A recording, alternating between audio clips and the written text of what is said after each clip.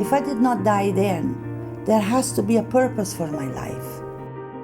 A celebration in Woodbridge tonight to honor former patients of a drug rehabilitation center who have remained drug-free for up to 3 years. They get the tools to continue life in reality.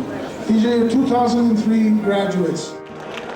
And the beautiful part about it is also that Vitanova works with their wives, their marriages, and their children. The drug addict doesn't just hurt himself or the family that loves him, hurts all of society.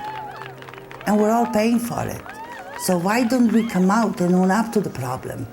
And why don't we do something to reduce the problem until it's gone? Yes, Vitanova does big things with a very small budget. Then maybe the governments will help us to build more buildings on the Vitanova property so we can take care of the girls who need a residence, so we can build houses for those who are in transition. Your 2018 graduates. Vitanova exists for our community, and it is for all of the people. It belongs to the people.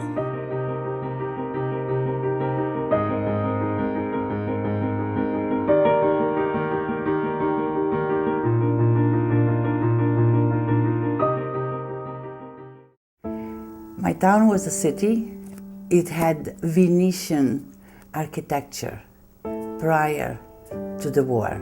It was on the Dalmatian coast, and the name of the city then was Zara. Today, it's no longer Italian because after the 1945 Second World War, Tito, who was leader in the communist Yugoslavian, occupied the city and took it from the Italians. Unfortunately, because my father was a count, he was killed. Nobility needed to be destroyed. All the males of noble family were destroyed. I think I was 4 when my father was killed, and yes, I can still smell his blood. Tito's men came and they took my mother and I to a concentration camp. It was hard for my mother because she had all the things that life could offer.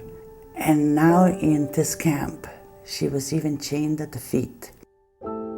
With help of others, we managed to escape. We were in a boat for approximately 4 days. We drifted with the wind, and the wind took us as far as Bari in Italy. There an American ship picked us up, and from there we were put in refugee camps. Years went by.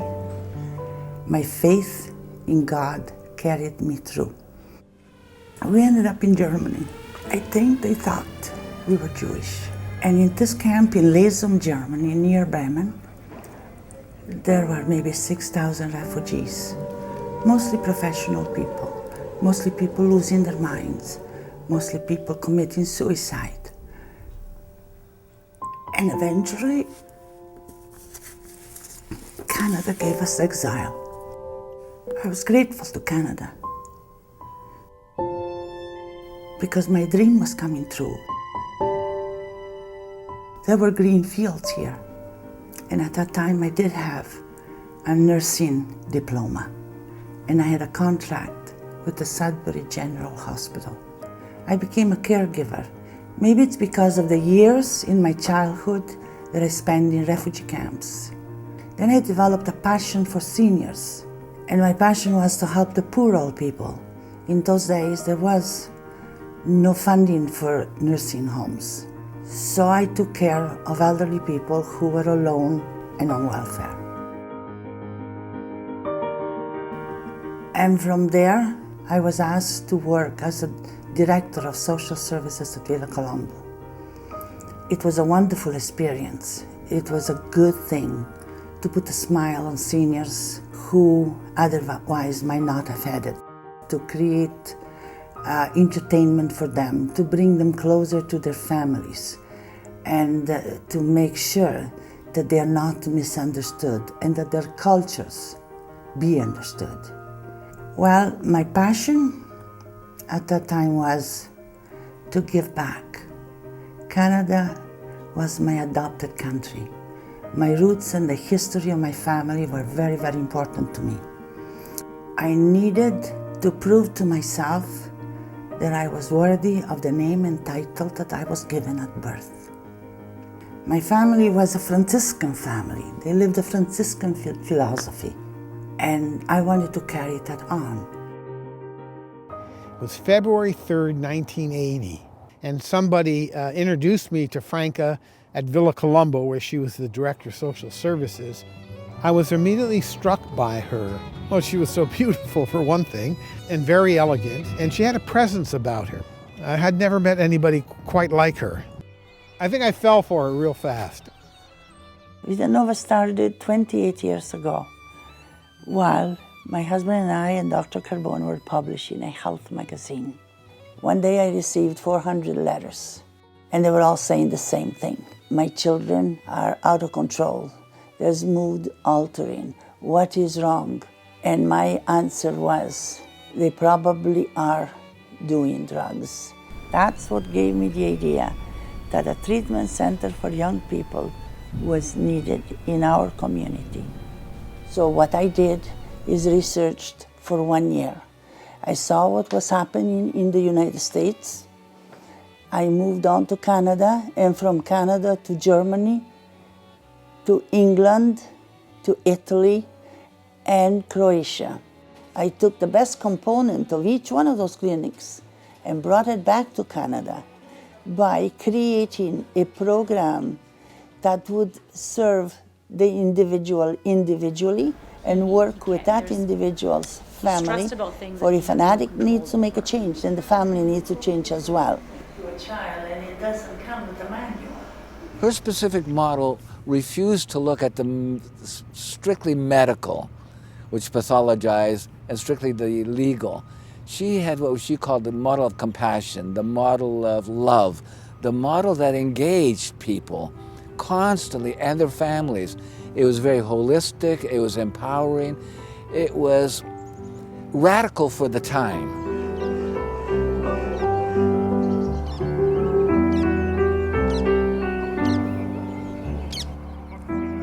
So I first met Franca in 1987. I had just graduated from York University. I had a 3-year psychology degree. I went to see her and I gave her my resume. And she said, "Dear, I don't want to see your resume. I want to hear all about you from you." And that's when I knew Franca was different from anyone else I had interviewed with. She was the only one who wanted to hear about me. I started having staff. I chose to have staff with university degrees or college, made sure that they were educated also in addiction treatment, and looked at various places for art therapy, anger management, relapse prevention, and we grew like that. And what we required from our client was only the willingness to stop using drugs and learning to love themselves, forgive themselves, and get the tools to return to society, healthy and contributing individuals. Oh, it's good. Where's this new Dave coming from? This wasn't the Dave that was here last time. Ladies and gentlemen, with the cutting of this ribbon, I announce the official opening of Vitanova Foundation's latest beautiful, beautiful home. So eventually we moved to the most beautiful 8 acres of land and a building that Mr. Simone built for his own home. And when I saw a creek that I call a river, and I saw all the green and so close to Woodbridge and yet so far away, so private, I felt this is it. This is therapeutic. This is where you can find peace. This is where you find yourself. We started counseling indoor and outdoor, by the stream of water, on the grass, walking and talking, and discovered each other.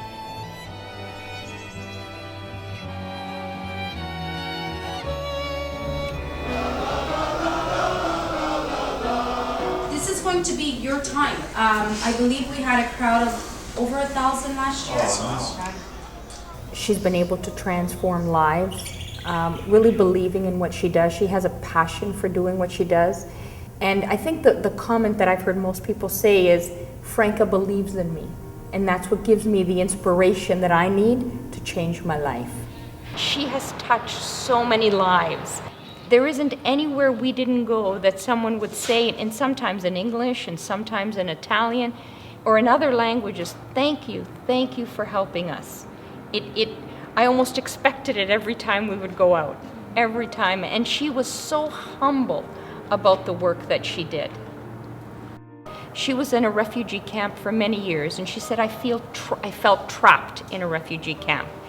And I think that clients feel the same way. They feel trapped with their addictions. But she would always finish the sentence by saying, recovery is possible. People do recover. The lawnmower machines, that we find them in the garbage, and we bring them here. Most of them, they're all broken, handles, frames, wheels, and so what we do basically is that we have some old machines too. We take the parts from there and we remodel them all like brand new. We change every single thing, give it a nice little spray paint, and they're like brand new. And you know, they work 100%. It's like a recovery. You come back to life in recovery as hard as you work on it. These machines are the same thing. We bring them back to life, these machines. Dr. Volpe at the University of Toronto spent 4 years looking at our outcomes. And in the end, he came with the answers. 82% of our clients have a normal life. They're healthy and contributing to society. It's a comprehensive program. It's taken good learnings from a variety of areas, and it's tried to incorporate them and focus them in a program that really tries to tailor what their response is to the needs of the clients that they serve. He didn't want to talk, and he left. He's not ready, but he will come. He will come around. You know why he'll come around? Because he's your son, and he did have some good qualities from you as well. So the time will come when he will look for you. He has your phone number. So don't give up the hope. All kinds of individuals come to Vitanova. People who are literate and people who are illiterate. People who suffer of mental health issues and people who live on the streets. Those who are referred from courts, from their doctors, from schools. Everyone is welcome. And all they need is the willingness to stop using drugs and live their lives on life's terms.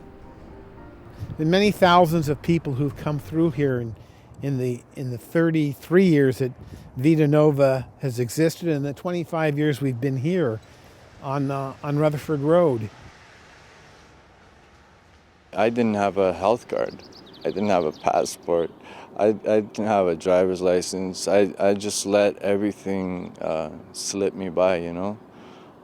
Today I have all those things back. I have a bank account. I have a job. You know, I never thought I'd be working 2 years ago, you know. I have everything going for me. When they come out of there, they're different individuals. They come out, they perform better, they're much better people and much more understanding individuals. And I think that anyone that partners with Vitanova, it's a step in the right direction. God put an angel in my life, right? That place changed my life, and I would never take that back. I had no faith, I had no hope, and things were going bad for me really quick. At certain points, I'd take the smallest bit of hope I had and I'd send it up to God and I'd say, please help me. You know, I'm all messed up right now, I can't do this. And he'd show me signs, and he was always there for me. And Vitanova helped me get more connected to those signs and to realize what they were. Mental health and addiction has had a stigma that's very difficult to erase. People still, in some cases, believe that it's not there. They're ashamed to admit it. and yet it is there. Everybody knows either a relative, a friend, a neighbor, a co-worker, an employee who has the problem. Some people pay a lot of money to go to some of these famous places like Betty Ford, et cetera, et cetera. This is free. And she insisted on it being free because she didn't want anybody to think that, oh, because they're paying and I'm not, they're getting better service. Everybody was equal, everybody was treated the same. Anything with addictions was seen as a curse and anathema. She saw it as a social problem, as a health delivery problem, as something that the community needed to get involved with as well. I wish it's something that you could trumpet on top of rooftops to say, hey, this model works. How do you scale it outside of Ontario and Canada? People in recovery are going to be less likely to engage in harmful activity in the community. My interest is avoiding these issues from arising, and one of the ways to do that is make sure there's a system of care that can help people recover from their addictions, recover from that self-destructive behavior, become productive, responsible members in the community. It'll reduce the crime, reduce the pressures on the community, and reduce the costs. But thank God to Vitanova that we got our son back. And he's alive, and he's doing well. But it is a lifelong struggle. But with the love that Franca has shown him, and Vitanova, and my husband and I, and our family, and our friends, my son is doing incredibly well. Here's a woman who's dedicated her life to the most marginalized. She has singularly made the client her #1 focus, period. I'm proud of her innovation, her ability to stand on her own and to see this vision materialize. We need a program that's realistic, that is non-judgmental and never punitive, but will help people to return to society as contributing human beings. Thank you guys for supporting me, for being there. You know, this is what all the group is all about when you're down. You know, you guys energize me up. Usually I got a song and dance for you guys. Tonight it's just about how happy I am to see that people in the room have said how they've gotten help from the people in the room. I met her once at the encouragement of her husband, Mr. Tony Carella, and I was so touched by her compassion and her love for this place and all of the people here. Her genuine compassion and caring really impacted not only me, but it impacts everybody. In August 2018, I lost my daughter. Her son, I remember her saying Greg had died many years ago, but she still felt that pain, okay? She still felt it. And then Dawn as well. She was just so happy to talk to me about them. She told me to always, always honor Julia, keep saying her name. And I want to thank her for giving that to me.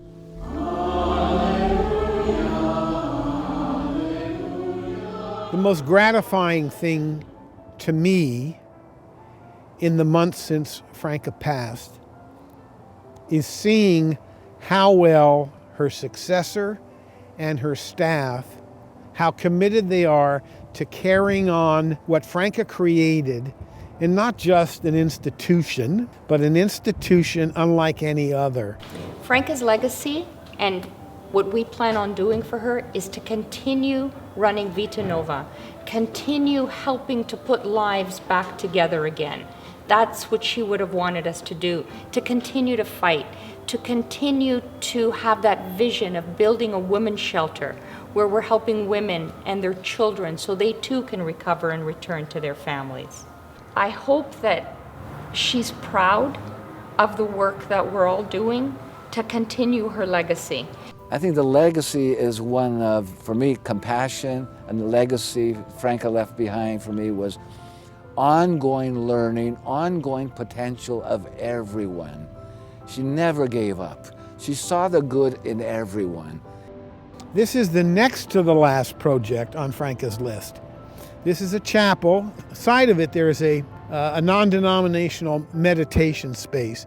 Spirituality, not religion per se, but spirituality is a key component in the recovery program at Vitanova. So this is the physical embodiment of that.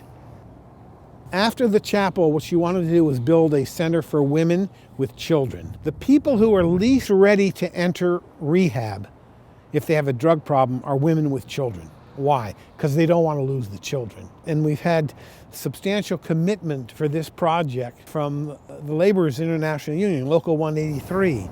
It's not just addicts, it's anybody who crossed her path who needed something. She was incredibly perceptive, knowing what people needed. And maybe that's a function of everything that she went through in her life. You know, some people would see that as a curse. She saw it as a gift, and she answered with all that she could. I'm very proud to have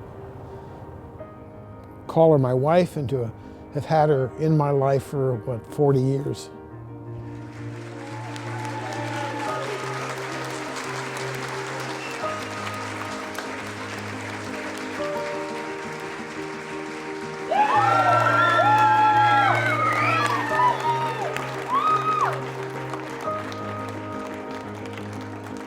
Thank God I was there.